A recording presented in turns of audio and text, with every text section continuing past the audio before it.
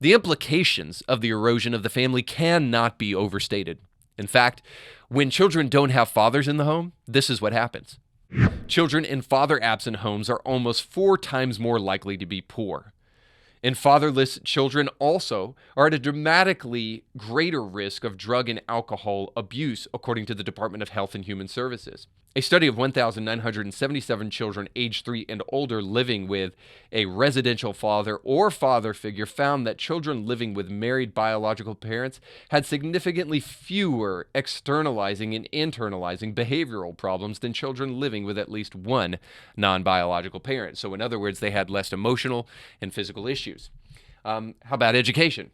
Well, 71% of high school dropouts are fatherless. Fatherless children have more trouble academically, scoring poorly on tests of reading, mathematics, and thinking skills.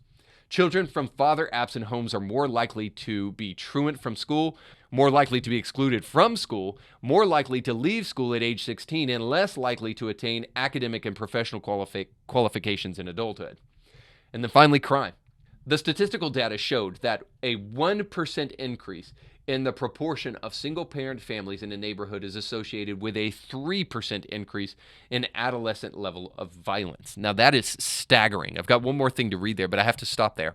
So whenever there is a 1% increase in the proportion of single-parent homes, there is a 3% increase in crimes. But children aged 10 to 17 living with 2 biological or adoptive parents were significantly less likely to experience sexual assault, child maltreatment, and other types of major violence and non-victimization type of adversity, and less likely to witness violence in their families compared to peers living in single-parent families and step-families.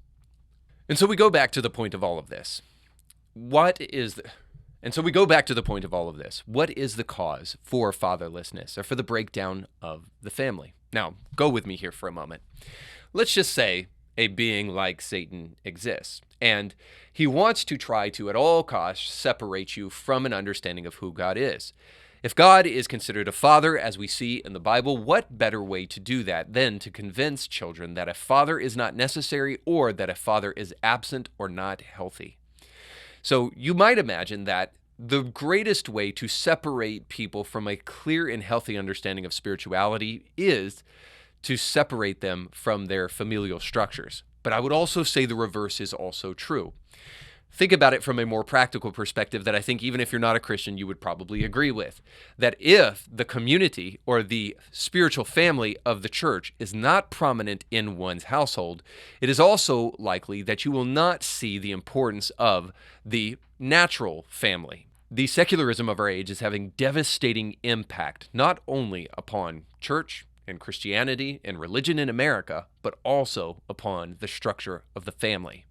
If people are more likely to go to church, more likely to read the Bible, and more likely to believe what it says, they are way more likely to stay connected to their wife and stay connected in a family structure because they understand that they have a religious obligation to do so outside of a financial obligation and a mere parental obligation. So it is no wonder when somebody like Britney Spears comes out and says, I'm an atheist. Whether she was a believer in God in the first place or not is kind of irrelevant.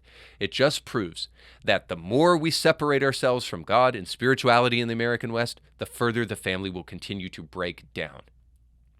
And without a return to spirituality, we'll continue to see a breakdown of the family. And what I'm simply suggesting with this podcast is that the consequences of secularism are dire, and we need to take them seriously.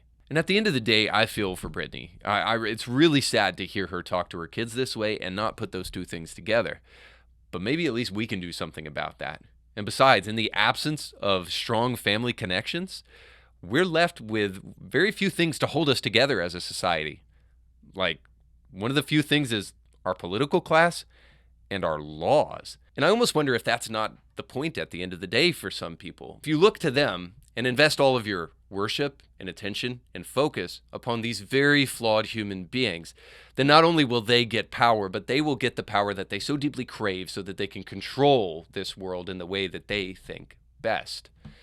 And like, if that doesn't scare the hell out of you, I don't know what will. So it's time to get rid of baby mama culture and hookup culture and start reinvestigating holy God culture.